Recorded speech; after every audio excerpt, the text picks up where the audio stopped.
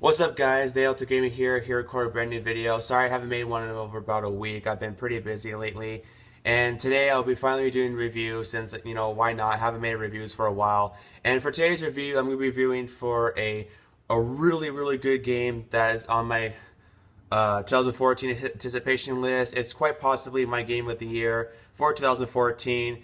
And I made an unboxing for it. I will put the link down in the description box for you guys to check out. And I'll be reviewing Shin Megami's The Evil Within, also available for the PlayStation 3, PlayStation 4, Xbox One, Xbox 360, and the PC. Now, before I get started with this Evil Within video, if you guys really enjoy these type of videos and want to see more in the near future, then leave a comment section down below and let me guys know if you want more of these videos. And without further ado, let's get on to the video of Shin Megami's The Evil Within. Now, bear in mind, I'm not going to be looking through my iPad camera. I'm actually taking notes through my cell phone. So bear in mind that I take my notes through using my cell phone. So I will be looking on the camera while I'm doing the review. So I hope you guys don't mind that at all until I can find a better way to actually talk to you guys on camera while doing my review. So let's get into the review of The Evil Within. I hope you guys enjoy it. Like I said, if you guys like it, then leave a comment section down below, and let's get started. So, Shin Megami. If you're very unfamiliar with him, he is the founder of the games who've made Resident Evil, Devil May Cry, and Beautiful Joe. He is still owned by the company of Capcom, while Resident Evil 4 was his last game with the company. Due to this aspect, that over time Capcom was highly restricted his potential. By that I mean regulating his final product in order to capitalization on the sales of what was forming into a cash cow series, or in other words, making his games appeal more for the masses. After his departure from Capcom and moving on to form his own studio known as Tango Gameworks, he is now free to work at his own direction. I would like to think of The Evil Within as his dream come true as he gathers all of his cumulative experiences into one complete packaging. So after all of these years in the field, does he have any tricks left up his sleeves? Let's find out about The Evil Within. Now, The Evil Within is about a detective named Sebastian Castanos, who witnessed a hooded figure massacring fellow police officers one by one, and after being attacked, he later wakes up finding himself trapped in a land where dangerous creatures dwell and has to fight his way through the world of death in order to understand what is going on. The game does feature other characters that present themselves at times during the story, and so far it is definitely interesting, although I desire to leave these aspects as being untold. The Evil Within is a game that returns back to the original survival horror roots, where the player will then find themselves lurking around in a mysterious manner with plenty of creepy occult stuff to be found. Player will be facing dead bodies, loads of gore, ammo that is very secure, plenty of dark lighting with tons of scares, and puzzles that force the player to stop and ponder the moments. Simply put, it features everything that the player would want coming from the creator of Resident Evil, and we could say that it can reconcile any broken relationships after being hit with almost an entire decade of death to the survival horror genre. It plays much like the older Resident Evil games with all the mechanics brought up to our current standards. Another game I could compare it with is an older classic known as Alone in the Dark, with a mix of Clock Tower, Silent Hill, Outlast, and Dead Space tossed into the mix. Some of the haunted are invisible. The environments are laced with traps at all times. The game has a heavy focus on stealth, avoiding enemies completely whenever impossible, which is why I have mentioned The Last of Us. Players who have played The Last of Us will feel right at home when it comes down to the stealth and shooting mechanics, even down to the very core of tossing items into the environment that can be used to distract opponents. I really enjoyed The Last of Us, you guys. However, by the time I finished it, I found myself saying, if only there was some more infected here and there, if only if it was a little bit darker here and there, and if only it was more creepy and atmospheric here and there.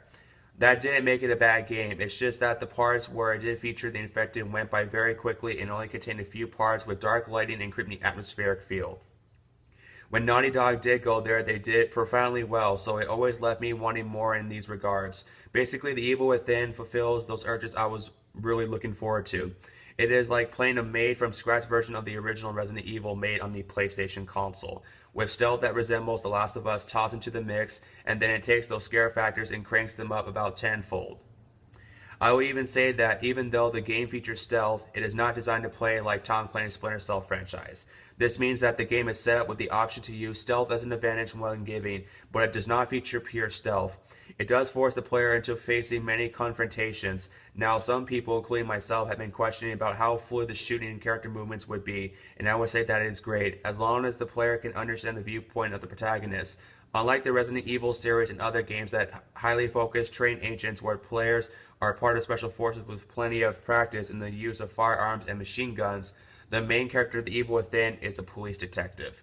Shin Mikami definitely has the skill it takes to offer those shooting type controls, but he simply didn't want to program the game as a run and gun as he did with the tactical shooter known as Vanquish. With that said, everything controls well, and the clumsy feeling the game portrays is done deliberately and is intendedly to make the player feel a little hopeless. And not in any way the case of bad programming, let us also get one thing out in the open. In order to not disappoint those that may have expectations in shooting gallery, if you're looking for a shooter, do not buy this game. This is not a game that focuses on shooting. Yes, it does have weapons, but the game is less about searching for a kill and more about being hunted and trying to find a way to survive. And that's the way it was intended. Your gun, just as in real life, should not and is not the focal point of your survival. There are a multitude of traps set throughout the game, and players are able to use those traps in order to defeat your enemies. You can use your gun, of course, but the game is set up so you don't have much ammo, so the game invites players to create strategic ways to survive using traps, stealth, and observing your surroundings. The player has access to weapons such as knife, revolver, shotgun, sniper rifle, grenades, the Agony Crossbow, my favorite weapon in the game, and players can also assign weapon shortcuts. The bow is multi-functioning and fires bolts capable of blinding, freezing, electrocuting, or exploding enemies, and also poison. Even with ammunition being secure, components can be harvested to craft additional bolts. There is melee combat and is designed to create distance between the player and the enemy, but the player can instantly kill some unaware enemies after sneaking up on them. If the player does not happen to down an enemy, even if left decapitated, they are capable of reviving, and as I stated before, enemies must be set on fire with the use of matches, and as one might suspect, the player has only a limited supply of matches. This is a good aspect, as it implies that players can't simply Mike Tyson their way through the game. Enemies include the Haunted, the main enemies of the game, and they act in the same manner as zombies, but can also wield weapons. There's also the Boxman, who is a big creature who uses a large hammer. There is a Resident Evil Bone Laura, a creature that resembles a woman with multiple limbs. There is also the Butcher, a deranged human who butchers its victims and loves to chase Sebastian with a chainsaw. Last but not least, there is Rovik. He is a hooded man that can appear randomly throughout the game, and getting close to him can result in instant death. There are also boss fights scattered throughout the game. Health regenerates only to a small degree, and medical items are used to restore health, and some can cause temporary hallucinogenic effects. There are also green vials throughout the game that players can use to upgrade certain abilities, and players can expect to come across the occasional lore that serves in the lurking the player into this world. As far as presentation goes, it is nothing less than superb. The sound is superb. The enemy AI is spot on. The art direction is spot on. The pacing is phenomenal. The lighting and shadows are spot on. The controls are spot on. The menu navigations are simply well done, and the balance and difficulty is very well throughout. It also comes with an instruction manual and inside other art, something games rarely even come with anymore. The game also seems to run very well as it utilizes the IT Tech 5 game engine. I must say that the engine suits the game very well, giving the entire experience a very nitty-gritty feel. The graphics are intended to give a nightmarish feel and are not meant to be bright and shiny or look better than some high-profile games being released. The focus is to evoke dread. The environments are also extremely well throughout, and there is much more to it than running around the confines of an old manor. There are situations where you start out in a hallway but end up in a different world. For those who are not informed regarding the ID Tech 5 engine, let's just say that the engine is really hardcore, capable of virtual texturing, which can support textures of a completely dynamic and changeable world. This technique allows the engine to automatically stream textures into memory as needed, meaning that developers do not need to worry themselves with memory restraints or texture limitations. The engine automatically optimizes resources for cross-platform development, making it impossible to render the same models on a different platform. While creating them for only one platform, this method greatly simplifies cross-platform development, meaning more focus can be used in creating a great game without needing to cut corners for inferior systems, such as the frame rate. The engine also has numerous other advanced features such as volume, base shadows, high dynamic range lighting, radiosity, and much more. I believe that Shinji Mikami made a very good decision using this engine for The Evil Within, and he wanted to make sure that if anything had to be limited, it would be his imagination, not to impose restrictions from being tied down with a restrictive engine. I'm going to bring this review to its closing and end it by saying a very small things. As far as replay value is concerned for a horror game, it definitely does amaze me. It features enough freedom and randomized elements to keep the player coming back for more. With a world that fully immerses the player into its realms, I do not see any online features, so the game is definitely dedicated for the single player experience.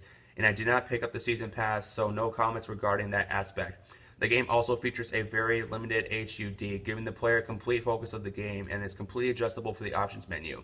The player can turn many different features on or off, allowing them to absolutely play how they desire. Also, let it be known that the game features a 2.351 by aspect ratio screen that is not as bad as I suspected, and players as themselves who are using a widescreen can simply focus the aspect ratio into fulfilling the full screen, a definite plus side for the people who own one. The game has also a great mix of stealth gameplay and action, knowing when to switch in between the two, as well as transitioning between night and day locations accordingly. It also knows how to leave you alone and let you play without interrupting the player with cinematics around every corner. It also has a new Game Plus feature as well as unlockable difficulties, extra weapons, and a gallery mode. The extra difficulties take the game to an entirely different level and can challenge even the most hardcore of the hardcore. I have played the Nightmare setting, and let's just say that the enemies are more numerous, stronger, move faster, and there are less resources, pushing even experienced players to their limits. If that's not good enough, there is even the Akudo mode that features a one-hit and you die experience. What more is there to ask for it? It's great. For fans of survival horror games, for Resident Evil, Silent Hill, Alone in the Dark, Parasite Eve, Alan Wake, you must get The Evil Within. Overall, if I had to give a score for The Evil Within, I will definitely give it a 4.5 out of 5. This is definitely my game of the year for 2014. Like I mentioned before, the enemies designs is superb. The story is a little bit unbalanced at times. The atmospheric feel really reminded me of Silent Hill. The enemy designs reminded me of Dead Space. The inventory system reminded me of The Last of Us. If you're a fan of those games, go ahead and buy out The Evil Within. And as always, I'm the Ultimate Gamer. Thank you guys so much for watching. If you really enjoyed my review for The Evil Within, please make sure to leave a comment section down below, and also hit that subscribe button, because when you do subscribe to my YouTube channel, not only really helps me out a lot, but it helps build more videos for the near future. And I'm sorry this video is a bit long. I just want to get this out of the way, and let you guys know what more videos are going to come from in the future. So anyway, I'm the Ultimate Gamer. Thank you guys so much for watching. Be on the lookout for another video right here on my YouTube channel. Getting the fuck up, my friends, and I highly recommend getting The Evil Within, especially if you're a survival horror fanatic like myself. You will not be disappointed. Thank you guys so much for watching. Thank you for subscribing. As always, rock on.